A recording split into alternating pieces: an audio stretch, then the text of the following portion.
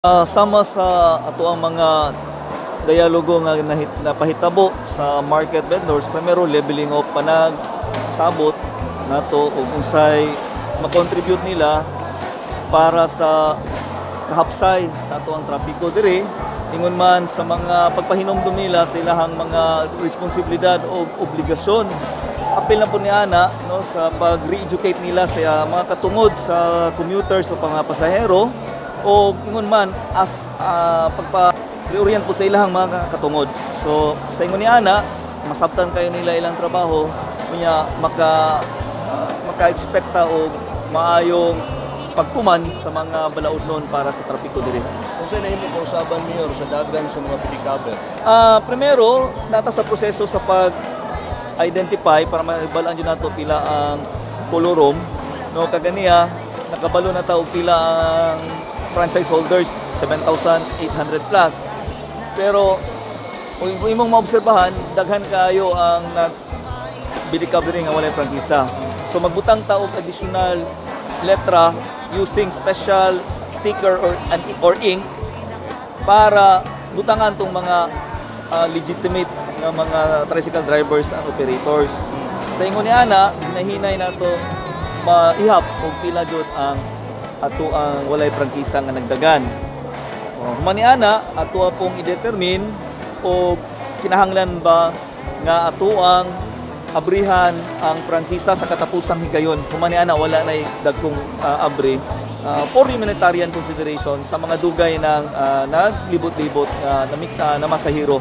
Ikatulo, maghimo tag ordinance, gihangyo na ko ang konseho nga himuong official design unit sa tricycle unit diri sa Digo City. Pasabot ni ana, dili basta-basta makahimo og disenyo nga susama ni ana unless kung naay mayor's permit. Pamaagi na sa pagpugong na dili magdaghan ang mga units kay dali na lang kayo pagpapintura, mangupya og body number, maka-operate kulurom ang ato ang mga kaigsunan kay wala may regulasyon nga susama ni ana. Nagtuo mi nga pinaagi ni ana, wala na magpahimo og mga units kay ato ang mang-instrukan ang bodybuilders na dili sila mohimo kung walay permit gikan sa mayor. Kung magpahimo pribado laing disenyo ang himo. So mabawas-bawasan na itong mga masahero ng mga kolorom nga nagpaguot sa syudad ni Mayor? Posible kay hinahinay nato tagaag warning no naanay man nagkop sa mga kolorom. Oo. Pero naguna-una po ko sa mga alternatibong panginabuhian and even naguna-una ako no kinahanglan ko mahibalo pila jud ilang number labi na kung taga-Digos yun na sila. Sorry sa mga dili taga-Digos na mga kolorom, balik din mo sa inyong mga munisipyo. Taga-Digos, ato ang i-determine ang necessity. No? Necessity. O ingon man, ang ilahang panginabuhian.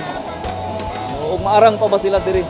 O ato ang dawaton. Natay dry run na one way diri sa ato ang public market. Clockwise.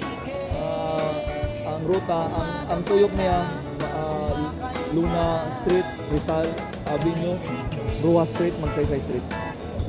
Dapat yung isunod na yan ang kuwan? Yes, regular na nga dialogue. Regular. Siguro once every quarter. O dili possible, basta minimum of 2 in a year ang atong dialogue dito. Monthly meeting ang atong ipatigayon para sa mga TODA presidents and federation presidents and officials.